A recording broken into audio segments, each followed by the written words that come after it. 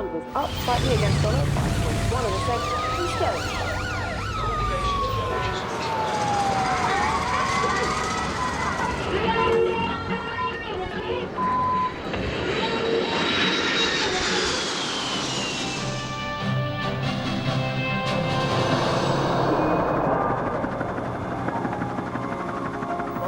Now, the Treasury was forced to issue a statement tonight denying that it plans to impose a windfall tax.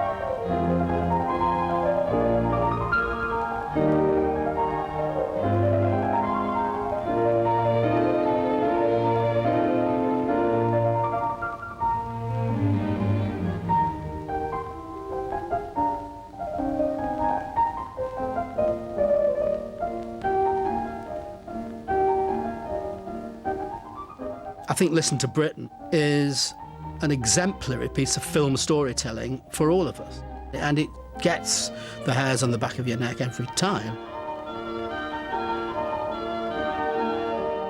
Humphrey was responsible for bringing British cinema, in terms of acting, into the contemporary world.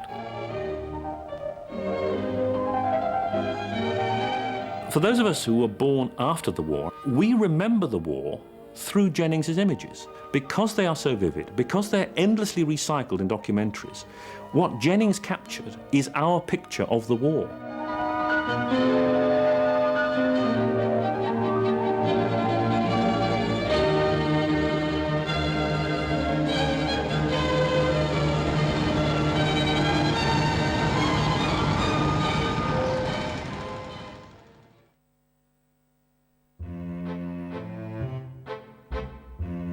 Humphrey Jennings has been called the only poet of British cinema, combining a painter's eye for the striking and resonant image with an extraordinary ability to capture truthful and spontaneous human moments. He was a unique filmmaking talent. But now, perhaps because he worked almost solely in the unpromising and deeply unfashionable field of propaganda films, his name is virtually unknown, except among cinephiles and those few survivors who knew and worked with him. He was a person who stood out. He was a figure in the landscape wherever he was. Very thin, green teeth, very large nose, rather nice hair, which stuck out. very big Adam's apple. And his pipe, of course. Extravagant and fantastical. He had a very short fuse. I would shout, and there was an awful lot of door slamming. When he came in, there was this sort of flaxen hair and these cold eyes, these very pale eyes, and the sort of temperature of the room suddenly dropped. He had a high tenor, and it was sore when he got excited.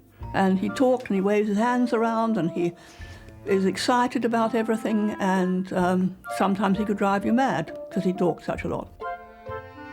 I think people respected him, but they preferred not to know him. Well, that's a bit unkind, perhaps, but I don't think people wanted trouble, and I suppose they thought of Humphrey as trouble.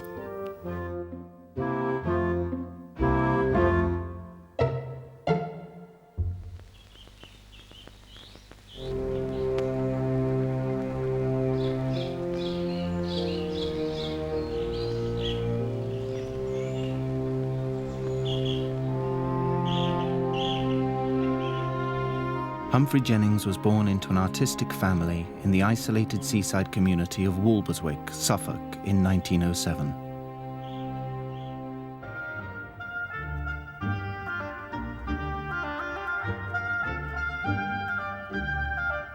He seems to have been, by all the records one can judge, an absolutely star pupil in every respect. He was academically brilliant, he was athletically brilliant, he was also very strongly involved in amateur theatricals. He wrote plays, he designed stage sets, and for a long time, I think he did toy with the idea of becoming a professional man of the theatre.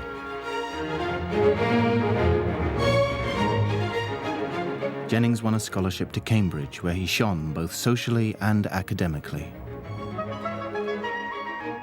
His contemporaries included the likes of Jacob Bronowski, the scientist and writer, Kathleen Raine, the poet, Malcolm Lowry, the novelist, any number of truly remarkable people. And yet there seems to have been a widespread consensus that of this extraordinary generation, Jennings was far and away the most extraordinary.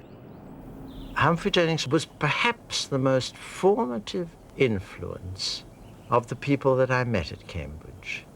He was the most wonderful eccentric that I've ever met. He was totally unaware of the fact that every gesture that he made was outrageous.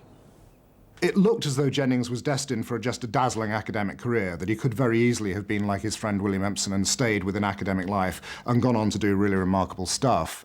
But nothing came of it. He drifted away. There was a combination of reasons. One was, I think, that a very simple practical one. He got married quite young to a lady called Cicely Cooper and needed more money. So you find him in his early 20s, when really he might well have been focusing on building an academic career, kind of thrashing around, sort of taking different jobs. There's very much the sense in the early 30s of a man who, although abundantly talented, doesn't quite know what to do with his talents and is looking around for an ideal outlet, not really knowing what it is.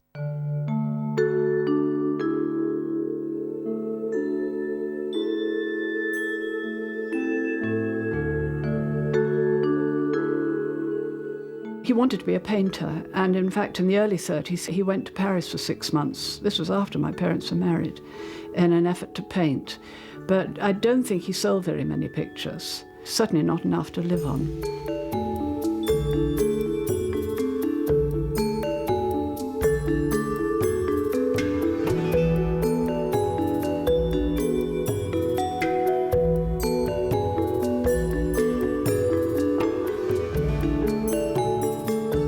Jennings was one of the organisers of the famous 1936 International Surrealist Exhibition in London.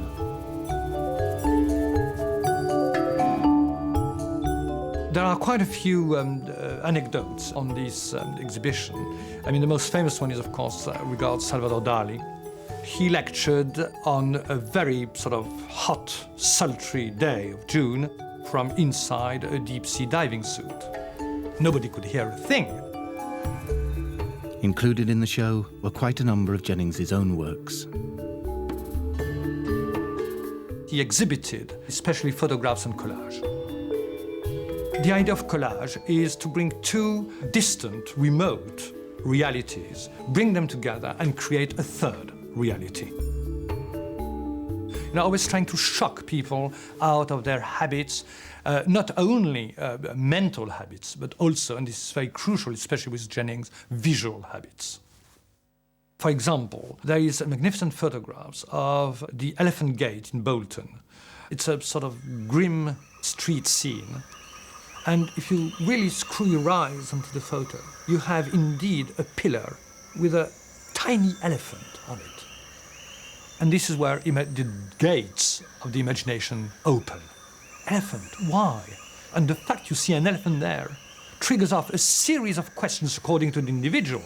And it links this, exotic lands with this land which you think you know. The cityscape with a landscape, the forest, the virgin forest in Africa. I mean, he saw reality imaginatively.